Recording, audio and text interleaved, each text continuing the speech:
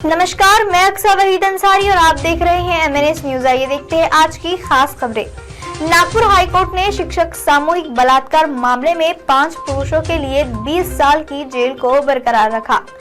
बम्बई उच्च न्यायालय की नागपुर पीठ ने शुक्रवार को एक निचली अदालत द्वारा एक स्कूली शिक्षिका के साथ सामूहिक बलात्कार के मामले में 5 लोगों को 20 साल के श्रम कारावास की सजा को बरकरार रखा।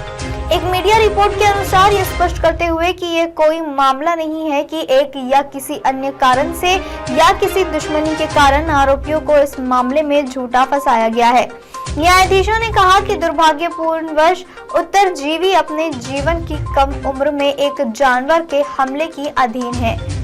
न्यायमूर्ति सुनील शुक्रे और न्यायमूर्ति गोविंदा सनप ने कहा कि घटना के दौरान जिस तरह से उनके साथ व्यवहार किया गया उससे पता चलता है कि उनके नारीत्व, गौरव, प्रतिष्ठा और गरिमा को दूषित किया गया था।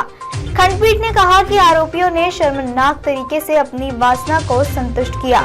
मामले को लड़ने के लिए आगे आने के लिए उत्तरजीवी को सराहनीय करता हुआ पीठ ने कहा कि उसने भीषण और खोजी जिरा के तूफान का सलाहपूर्वक सामना किया।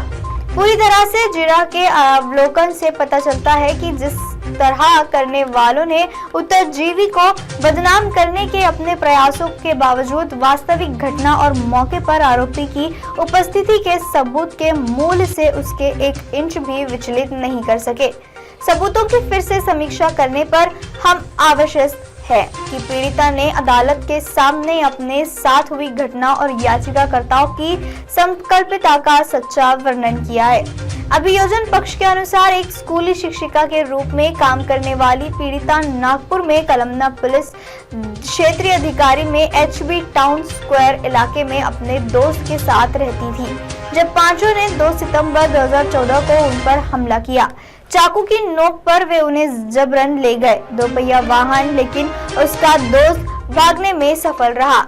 आरोपी उसे अनसुनान जगह पर ले गए और विरोध करने पर अंजाम भुगतने की धमकी देकर अपनी हवस पूरी की।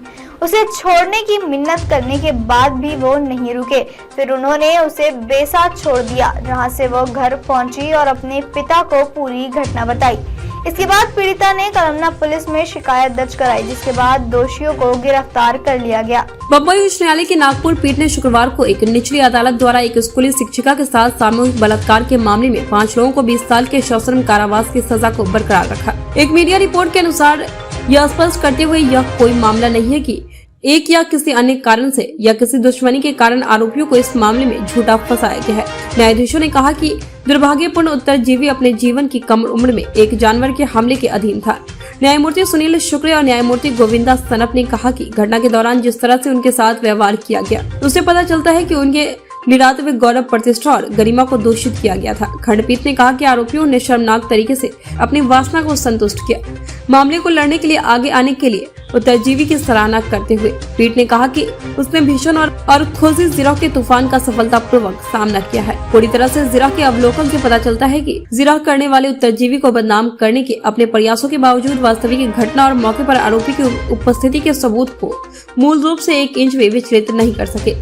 याचिकाकर्ताओं अश्विन ढोंडे, अनिल और रोशन इंगले, पुंडलिक भोयर और मोहम्मद पठान को सदर न्यायालय ने धारा 376D और अन्य अपराधों के तहत दोषी ठहराया और 23 अक्टूबर 2018 को 20 साल के कठोर कारावास की सजा सुनाई। उन सभी को फैसले को हाईकोर्ट में चुनौती दी। आरोपियों में से एक ने तर्क दिया कि अपराध होने पर उसके पैर में फ्रैक्चर हो गया था और इसलिए वह खुद को उत्तरजीवी पर मजबूर नहीं कर सका। हालांकि न्यायाधीशों ने बताया कि उनकी DNA और वीर्य रिपोर्ट सकारात्मक थी।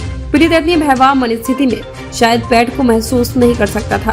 हालांकि सकारात्मक DNA रिपोर्ट स्पष्ट रूप से इंगित करती है कि इस आरोपी ने पीड़िता के साथ संभोग भी किया था, अन्यथा पीड़ित के गर्भाशय ग्रीवा में उसके वीर्य का पता लगाने का कोई कारण नहीं था, एससी ने कहा।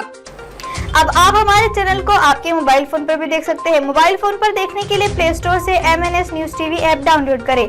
इंस्टा, लिंक, ट्विटर, हाईकुक, फेसबुक और कई सोशल मीडिया के प्लेटफॉर्म्स पर भी हमारा चैनल उपलब्ध है। आप इसे YouTube पर भी देख सकते हैं।